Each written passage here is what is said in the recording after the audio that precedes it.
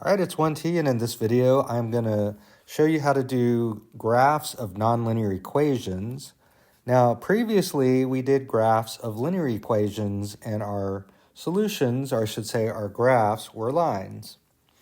And we did this by plotting points. So the value of this technique of plotting points is that anytime we run into some kind of a new function, we can always plot some points, enough points so that we can figure out what the graph's going to look like.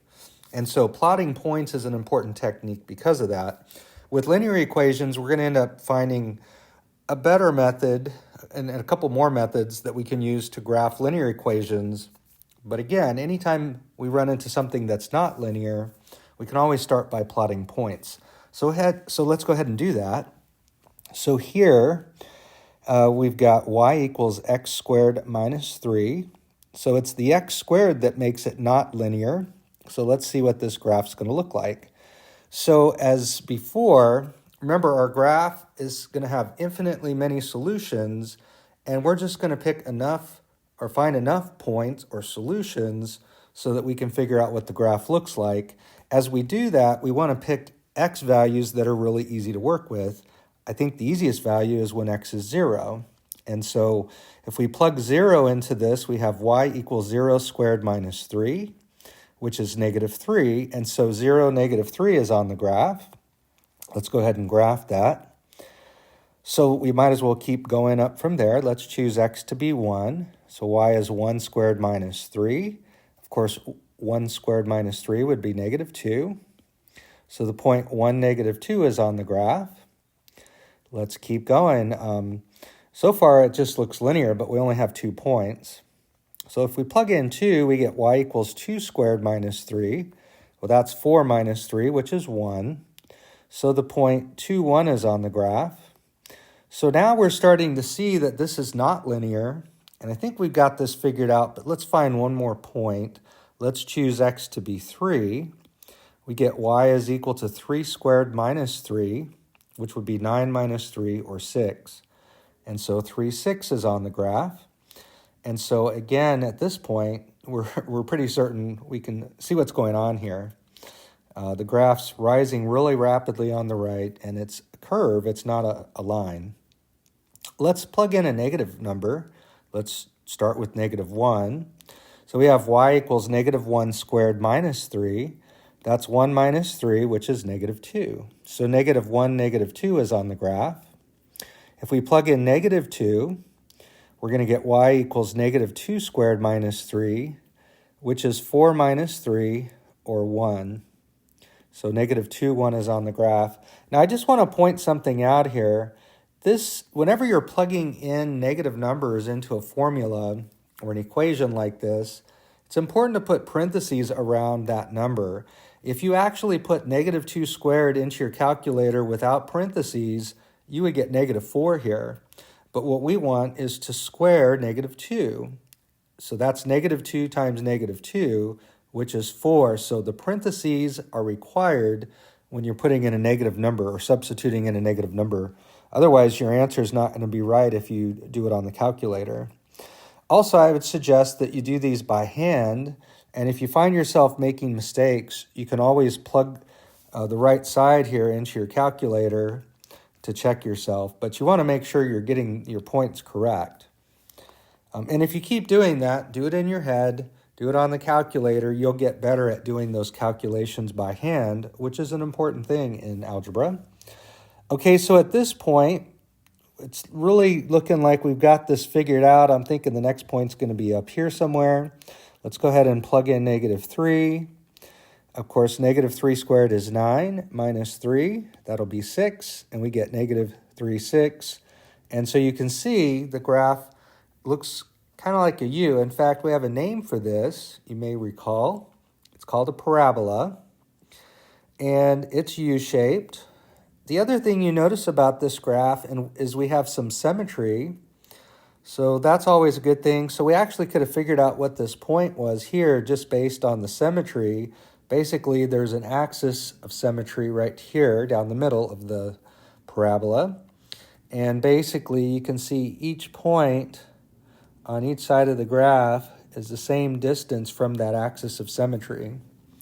So we'll talk more about that later. Let's go ahead and move on to the next graph. So here we have y is equal to the absolute value of x plus 2.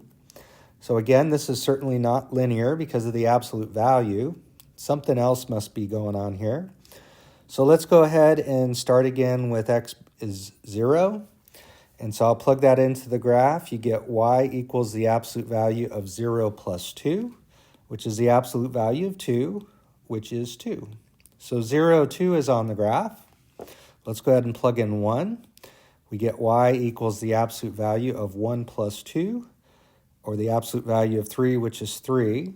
So 1, 3 is on the graph. If you plug in 2, you get y equals 2 plus 2, absolute value of that, which is the absolute value of 4, which is 4. And let's see, so we have 2, 4 on the graph. Now, at this point, it looks like we've got this figured out on the right side, and it looks linear, so we'll just have to keep going and see. Something should be different, but if you continue on, you'll find that it just keeps going linear to the right. So let's go ahead and draw that part. I mean, we could always come back later if we didn't come up with something different that's not linear. Let's go ahead and plug in some negative numbers. So if we let x be negative 1, we get y equals the absolute value of negative 1 plus 2.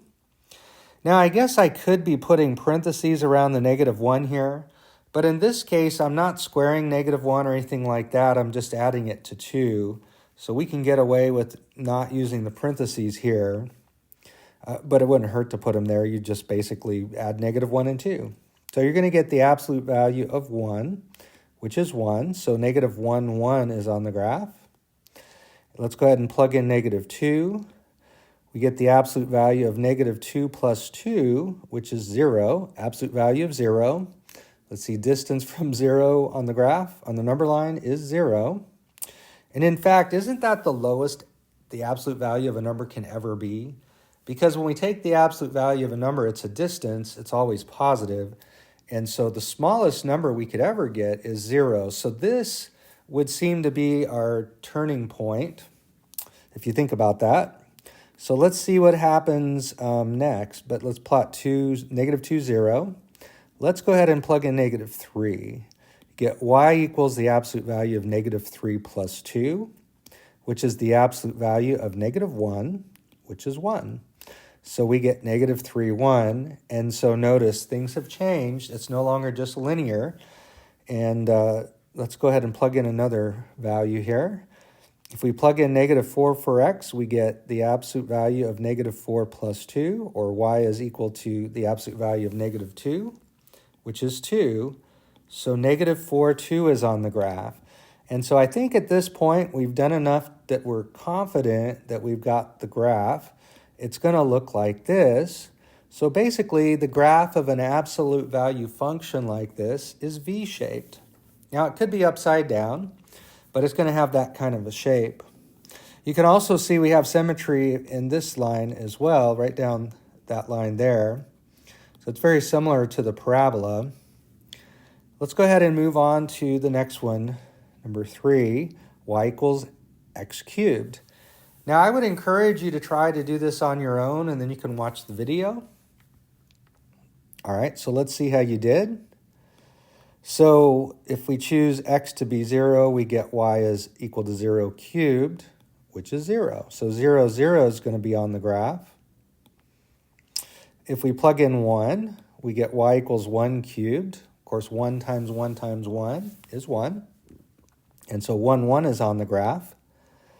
Let's go ahead and plug in 2. We get y equals 2 cubed, which is 8. So 2, 8, that point would be on the graph. And you can see this graph is just shooting up. In fact, if you put in 3, 3 cubed would be 27, and you'd have the point 3 comma 27. This thing is shooting up really quickly. In fact, it's always a challenge to graph or to draw this part here and make it continue to look like it's going to the right. Notice it's not just going straight up vertically. It does continue to go to the right, so you want to draw it that way. We'll do a lot with this function throughout this course, college algebra. Let's go ahead and plug in -1, some negative numbers. So y equals -1 cubed. If you multiply 3 negative 1s, you get -1. So -1, 1, -1 is on the graph. If we plug in -2, we get y equals -2 cubed. Multiplying 3 -2s, you should get -8. And so you have a graph that looks like this. So it's kind of got an S type of shape.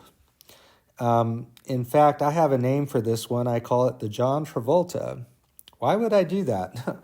Well, in the 70s, which was when I was going to school in junior high days, we did there was a song that was called Night Fever, and John Travolta was doing this dance, and I don't know if you see it, hopefully you'll know it. You may have seen it in the past, but basically at this one point in the main part of the dance, your arms have this kind of this shape where you have your right arm way up high and your left arm down low.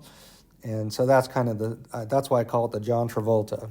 Anyway, that's it for this video, and I hope that helps.